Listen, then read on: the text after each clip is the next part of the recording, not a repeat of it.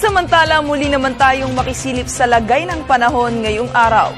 Live mula sa Pag-asa, DOST, makakasama natin si Amor La Rosa. Amor, good morning.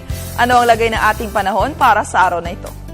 Good morning din sa iyo, Perselin. Good morning, Pilipinas. Ito na po ang latest sa lagay ng ating panahon. Para po sa araw ito ng Mates, patuloy po sa pag-iral itong tinatawag natin na moderate to strong northeasterly wind flow at yan po ay partikular na makakaapekto.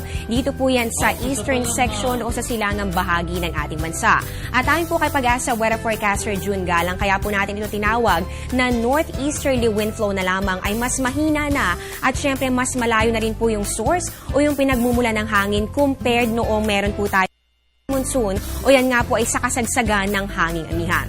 At para po sa lagay ng panahon sa mga susunod na oras, dito po sa ating mga kababayan sa Caraga, ganoon din po dito sa Davao, at pati rin po dito sa may Northern Mindanao, magkakaroon po kayo ng maulap na kalangitan, pero wala pong dapat ikabahala dahil mga light rains lamang at syempre po inaasahan lamang natin ang pagkakaroon ng mga pulo-pulong thunderstorms o pagkidlat, pagkulog sa mga susunod na oras. At samantala dito naman sa atin sa Metro Manila, ganoon din po dito sa natitirang bahagi ng Luzon, asahan naman natin ang magandang panahon at magkakaroon po tayo ng partly cloudy to cloudy skies with isolated light rains lamang.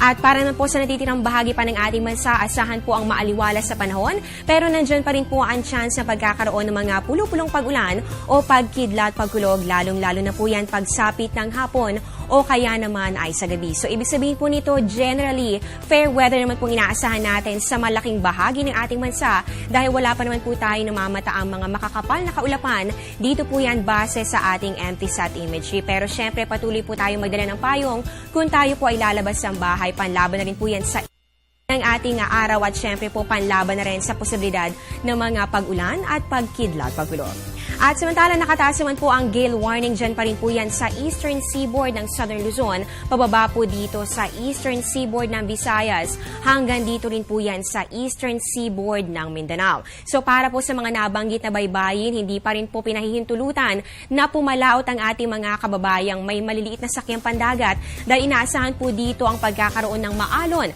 hanggang sa napakaalong karagatan na delikado o mapanganib po para sa inyong kaligtasan. Kaya magstay muna sa inyong mga tahanan at syempre mag-monitor po sa mga pagbabago at para rin po malaman ninyo kung kailan po kayo ulit makakabalik sa inyong kabuhayan. At samantala patuloy po tayo nagbabantay sa isang sama ng panahon sa labas ng ating Philippine Area of Responsibility. Ano-ano nga ba ang mga dapat nating asahan sa lagay nito sa mga susunod na oras at susunod na araw? Alamin po yan sa aming pagbabalik. Isang LPA pa rin po ang patuloy na kumikilos sa labas po yan ng ating Philippine Area of Responsibility. Ayon po kay Pag-asa weather forecaster June Galang, maaari pong pumasok ito sa ating PAR mamayang gabi o kaya naman po ay bukas ng umaga. Yan naman po ay kung mapanatiling ito ang taglay nitong galaw at syempre po yung direksyon nito, yan po ay maaaring pakanluran.